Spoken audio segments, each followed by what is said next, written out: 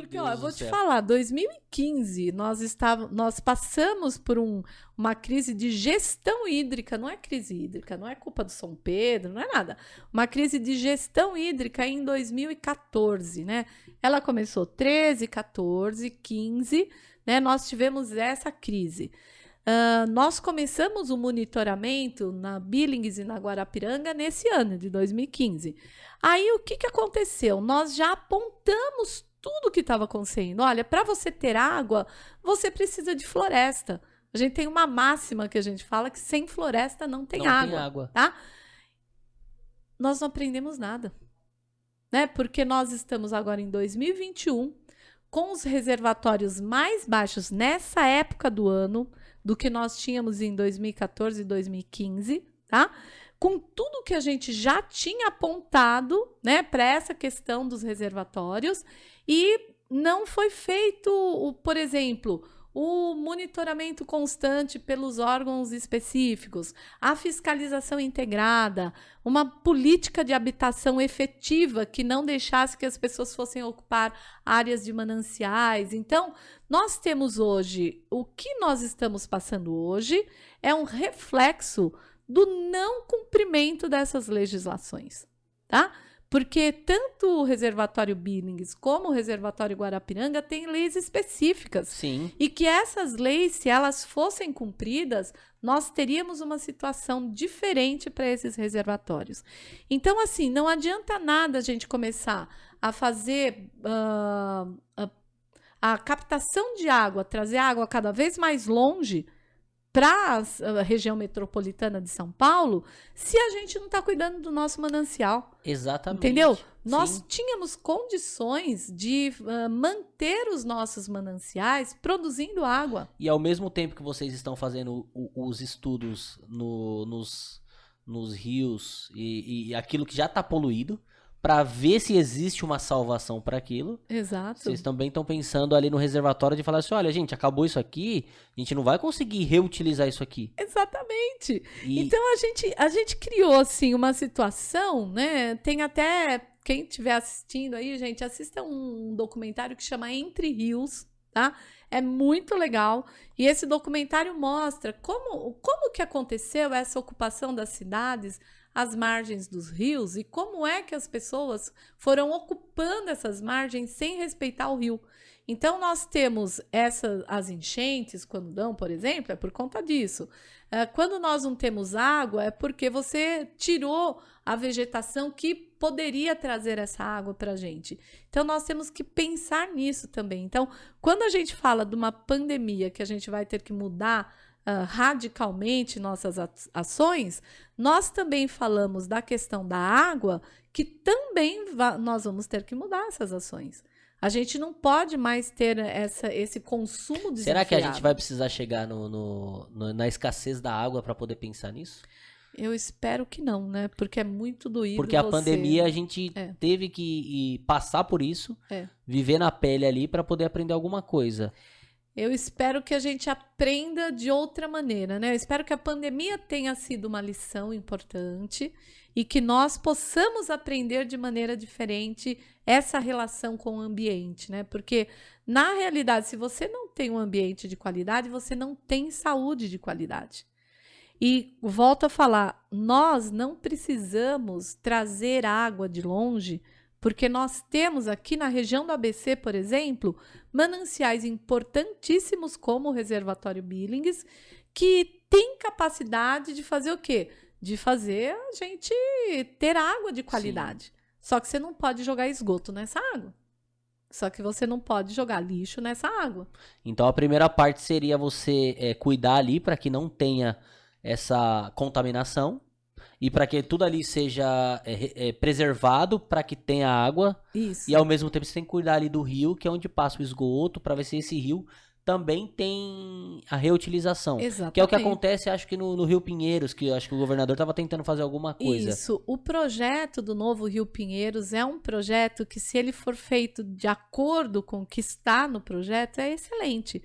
Porque para você despoluir o Rio Pinheiros, você precisa despoluir as bacias que estão no entorno, né? Sim. São 7 bacias menores que formam o Rio Pinheiros. Então você precisa despoluir aquelas bacias para poder chegar a água limpa no rio. E é possível despoluir um rio? Claro. O rio tem toda a condição de voltar ao seu estado se a gente não atrapalhar, né? Se a gente não atrapalhar, se fizer o mínimo, né? Se fizer o mínimo.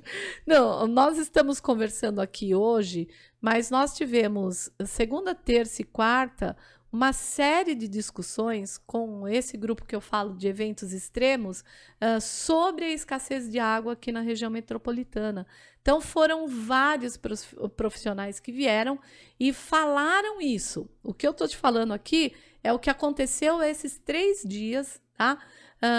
Profissionais de várias áreas, de várias instituições, da USP, da Agência Nacional de Águas, né, da própria Unifesp mesmo, o pessoal que trabalha com a área ambiental, da Federal do ABC, inclusive quem coordenou esse evento foi a professora Melissa, que é uma querida, assim, parceiraça aí, da Federal do ABC, e nós tivemos o quê? Nós tivemos essa discussão dessa escassez de água. Então, o que a gente sempre falou, né, que a água, não é que a água vai acabar, a água não vai acabar nunca, porque ela sempre esteve aqui dessa forma, tá? Só que o acesso a essa água, a qualidade dessa água é que é uma coisa preocupante, tá? Por quê? Porque o acesso, você vai ter que limpar essa água. Quando Sim. você polui, você limpa. Existe forma de limpar? Claro, mas em que custo? Por que que a gente faz uma coisa, né, para que nós tenhamos que pagar alto o tratamento dessa água? Daquilo que é natural, né? Daquilo que Entendeu? deveria ser gratuito, né? E a gente fala, olha, por exemplo, queimada ou desmatamento da Amazônia afeta a região sudeste? Sim. Existe uma coisa que se chama rios voadores. Os rios voadores são nuvens produzidas na região amazônica, no Pantanal, e que essas nuvens elas chegam aqui até a região sudeste e garantem chuva, tá? Então a gente fala, quer plantar chuva? Você planta árvore, né? Sim. Entendeu? Então, o que que acontece? Já foi comprovado isso, que nós dependemos dessa situação. Só que o que que nós tivemos nesses anos, né, nesses 2 anos aí, com um ministro do meio ambiente, que era de acordo com as questões do desmatamento. Nós tivemos um aumento desse desmatamento. E, obviamente, que esse aumento do desmatamento na Amazônia, ou mesmo no Centro-Oeste, ele está afetando a região Sudeste. É isso que as pessoas têm que entender. Então, não é uma coisa assim, vou desmatar e tudo bem. Não, não está tudo bem. Entendeu? A área aqui da nossa região do ABC, vou desmatar tudo bem, como nós temos a eminência aí da construção de um porto seco aqui na área de Paranapiacaba, né, que graças a Deus a gente está conseguindo segurar isso ao máximo para que você não detone uma área equivalente a 40 campos de futebol, sabe, numa área de produção de água. Então, são essas coisas que a gente tem que entender, o quanto essas relações existem para que nós possamos ter água aqui, né? Então não dá para a gente ficar alheio a essas coisas que estão acontecendo. Sério, nós estamos aí já há 1 mês fazendo debates extremamente importantes para essa questão da escassez de água na região metropolitana, tá? E enquanto isso, nós estávamos navegando na Billings no sábado agora, e nós chegamos com o barco próximo de onde o Rio Pinheiros entra no reservatório Billings, nosso barco encalhou. Tá? Numa área que tinha 15 metros de profundidade, nós temos um banco de rejeito e lixo no reservatório Billings, gente. Aí você fala, qual é o problema? O problema é que esse reservatório é o que nos abastece.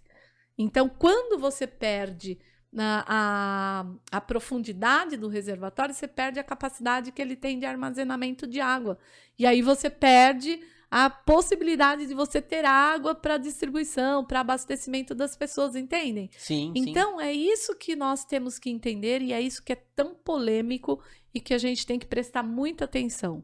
Você pega, assim, o Rio Tietê, por exemplo. Ontem nós tivemos o que a gente chama de afloramento, né? Ou um bloom de algas lá no Rio Tietê, lá embaixo, né? Onde o rio já é um pouco mais limpo e essas algas são devido à poluição. Sim. Entendeu? Então, tudo isso está interligado e a gente tem que entender. Aí você fala assim, eu vou sair daqui, né, com... A gente sempre fala, você sai daqui, o que eu faço, né? Vou me jogar da ponte, né? Porque não tem mais jeito. Olha, é um trabalho Por favor, né? Nada de se jogar da ponte. Então, assim, nós, sociedade civil, o que nós temos que fazer? Nos informar, a gente tem que participar das discussões, entendeu? Aqui na região do ABC nós temos um subcomitê de bacias hidrográficas para discutir tudo isso, né? Para ver, por exemplo, vai canalizar um rio? Não pode canalizar esse rio. Né? Canalização é a coisa mais retrógrada que existe, entendeu? Sim. Então a gente tem que modificar essas coisas e nós temos que participar mais.